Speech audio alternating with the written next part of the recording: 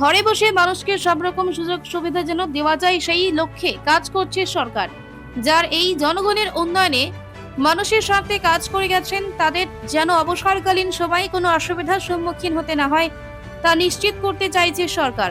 কথাগুলো বলেছেন রাজ্যের অর্থমন্ত্রী প্রণজিৎ সিংহ রায়। ভারত জুড়ে প্রতিটি জেলা, মহকুমা শহরে পরিচালিত ডিজিটাল লাইফ সার্টিফিকেট ক্যাম্পেইন 4 বৃহস্পতিবার অনুষ্ঠিত হয় আগরতলার মুক্তধারা অডিটোরিয়ামে। সেখানে বক্তব্য রাখতে গিয়ে অর্থমন্ত্রী অবসরপ্রাপ্ত কর্মচারীদের জন্য সরকারের বিভিন্ন প্রকল্পগুলো নিয়ে আলোচনা করেন। ঘর বসে তারা যেন ডিজিটাল লাইফ সার্টিফিকেটের সুবিধা পান, তার জন্য এই আয়োজন বলে জানান অর্থমন্ত্রী। অনুষ্ঠানে উপস্থিত ছিলেন মন্ত্রী প্রণজিৎ সিংহ রায়, এছাড়া অর্থ সচিব অপূর্ব সরকার, সহকারী অর্থ সচিব অখিল চন্দ্র সরকার ও বিভিন্ন ব্যাংকের প্রতিনিধিরা।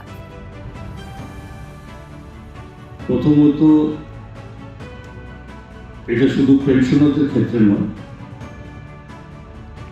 যেহেতু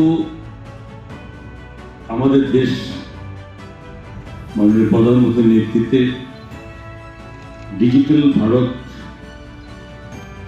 এবং সেই সঙ্গে এ রাজ্য ডিজিটাল ত্রিপুরার যে উদ্যোগ আমরা নিয়েছি বা যে জায়গায় পৌঁছেছি, আরো কিছু বাকি আছে যেগুলো আমাদের অতি সত্ত্বর সেখানে করতে হবে।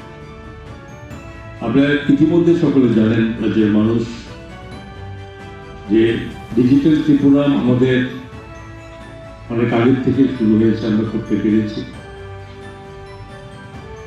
একদম অ্যাসেম্বলি থেকে শুরু করে ক্যাবিনেট থেকে শুরু করে সেক্রেটারিয়েট এবং সমস্ত ডিস্ট্রিক্ট অ্যাডমিনিস্ট্রেশন, এসডিএম থেকে শুরু করে বিডিও, ইভেন আমরা পঞ্চায়েত পর্যন্ত আমরা পৌঁছে গেছি, যার মাধ্যমে সরকারের যে দায়িত্ব জনগণের জন্য কাজ করা এবং তাকে একটা বিলম্বিত প্রক্রিয়া থেকে আজকে আমরা বেরিয়ে এসে অতি সত্ত্বর সিদ্ধান্ত নেওয়ার মতো আমরা পৌঁছে।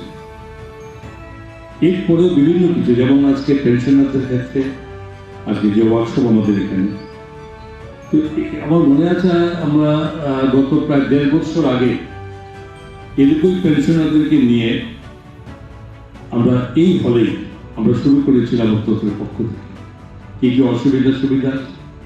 তৎকালীন সময় একটা প্রশ্ন বারবার উঠে এসেছিল এবং পেনশনারদের থেকে প্রতিনিধি দল সেখানে দেখা করে তাদের সমস্যার কথা বলেছিল। প্রথমত কি করে একটা পেনশনার যখন চলে যায়, তারপর বিভিন্ন রকম সমস্যার জন্য পেনশনারদের সঠিকভাবে তাদের পেনশন সমমত পেতে যে অসুবিধা বোধ করত। এর জন্য যেমন তাদের টেকনিক্যালি পেপারসের কোনো প্রবলেম, সেখানে ব্যাংকার্সরাও সেখানে পারত না অ্যাডজাস্ট করতে, কখনো যেত এডিও অফিসে, সেখানেও সে সমস্যা ছিল।